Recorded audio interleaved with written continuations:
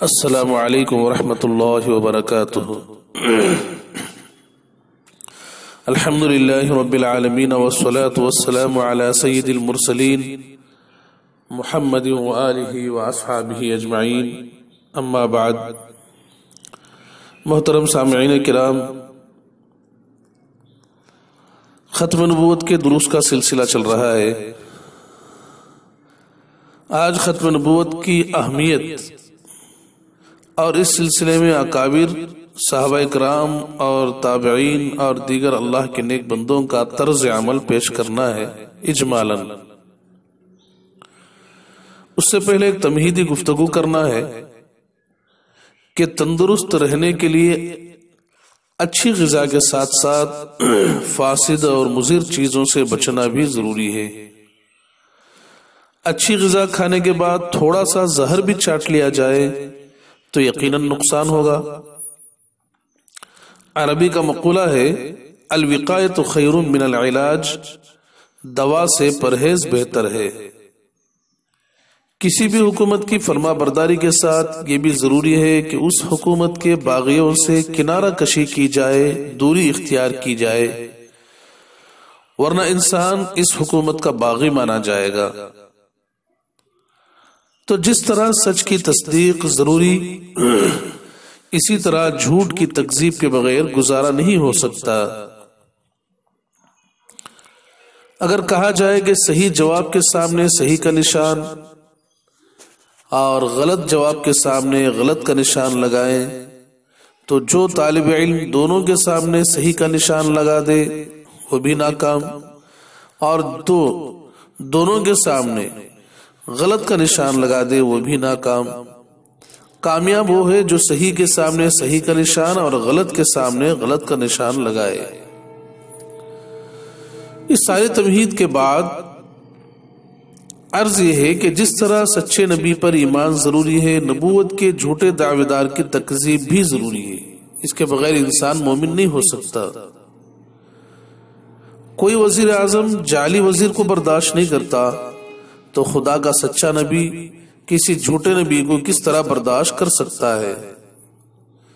وہ نبی جو ہر قسم کے گناہوں پر دوزخ سے ڈرائے، جھوٹے مدعی نبوت کو کس طرح برداشت کر سکتا ہے؟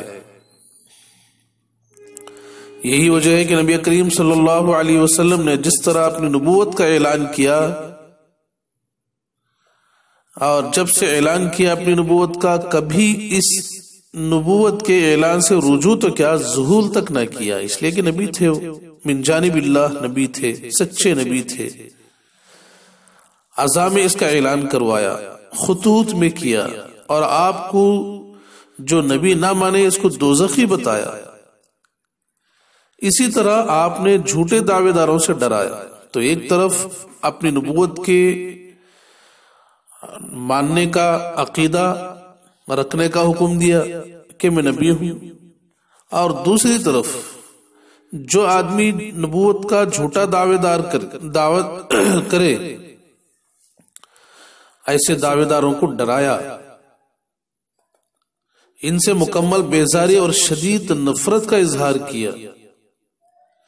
تو یہ ہمارے لیے لائحہ عمل ہے کہ ہم بھی چاہیے کہ ہم منکرین ختم نبوت سے بالکل دلی تعلق نہ رکھیں، جیسے نبی علیہ السلام نے شدید نفرت کا اظہار کیا ہے۔ ہر مسلمان اپنی استطاعت کے مطابق ختم نبوت کے مشن میں اپنی خدمات پیش کرے، یہ اس کا اپنا فرض ہے، اس کی اپنی ذمہ داری ہے۔ یہ کام صرف ان حضرات کا نہیں ہے جو تحفظ ختم نبوت کے ساتھ جڑے ہوئے ہوں، بلکہ یہ تو ہر مسلمان بھائی کا اپنا مشن ہے کہ ختم نبوت کا خود بھی عقیدہ رکھے اور جھوٹے مدعیان نبوت سے سخت نفرت کا اظہار کرے اور اس سلسلے میں لوگوں کو سمجھائے۔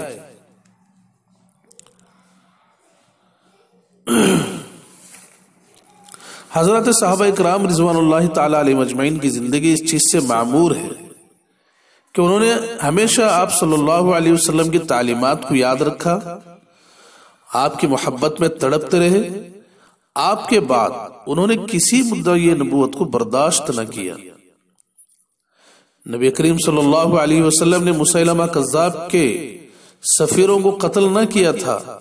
جو مسیلمہ کذاب کی طرف سے سفیر آئے تھے آپ علیہ السلام کے پاس، ان کو قتل نہیں کیا تھا. اس کی وجہ یہ بتائی تھی کہ تم سفیر ہو، اب اور سفیروں کا قتل جائز نہیں ہے. لیکن حضرت ابن مسعود رضی اللہ عنہ نے ان میں سے ایک کو بعد میں دیکھا، پوچھا کہ کیا تو وہی ہے جو اس میں آیا تھا مسیلمہ کذاب کا سفیر بن کے؟ اس نے کہا ہاں. فرمایا کیا تو مسیلمہ کو نبی مانتا ہے؟ اس نے کہا ہاں. فرمایا اب تو سفیر نہیں ہے. فوراً اس کے قتل کا حکم دیا. مسند ابی اعلی موصلی جلد نمبر 5 صفحہ نمبر 115. امت مسلمہ کے سب علماء، اتقیاء، اولیاء زندگی بھر اللہ تعالیٰ اور اس کے رسول کی محبت کا دم بھرتے رہے. ان حضرات نے آپ کے بعد نبوت کے کسی دعوے دار کو تسلیم کرنا تو کھجا، اس کی طرف التفات اور توجہ کرنا بھی، اس کی طرف دیکھنا بھی برداشت نہ کیا. ان کے زمانے میں نبوت کا کوئی دعوے دار نہ ہوتا تو ختم نبوت کا عقیدہ ظاہر کرتے اور اس پر لوگوں کو جمنے کا حکم کرتے، اور کوئی دعوے دار ہوتا تو اس کو برملا کافر کہتے. تو یہ تھی ان کے اپنی صحابہ اکرام کی اور تابعین کی ختم نبوت کے ساتھ جڑے رہنے کی کوشش اور امت مسلمہ کو ختم نبوت کے ساتھ جوڑنے کی کوشش. تو جس طرح نبی علیہ السلام کی نبوت کو ماننا ہمارے لیے ضروری ہے، اس کے بغیر کامیابی نہیں ہے، اسی طرح نبوت پر ڈاکہ ڈالنے والے لوگوں کے ساتھ سخت نفرت اور ان کا دفاع اور ان اسلام کی طرف سے ان کا مقابلہ کرنا بھی ضروری ہے. اس کے بغیر کامیابی ہمارے لیے نہیں ہے. یہ صرف تحفظ ختم نبوت کے ساتھ جڑے رہنے والے لوگوں کا کام نہیں ہے. ہر مسلمان، جو بھی آدمی کلمہ پڑھے، نبی صلی اللہ علیہ وسلم کی نبوت کو مانے، اس کے لیے ضروری ہے، اس کی ذمہ داری ہے، اس کے لیے لازم ہے. اللہ تعالیٰ ہمیں ختم نبوت کے ساتھ جڑے رہنے اور اس عقیدے کے ساتھ لوگوں کو جوڑنے اور اس کے منکرین کا مقابلہ کرنے کی توفیق نصیب فرمائے.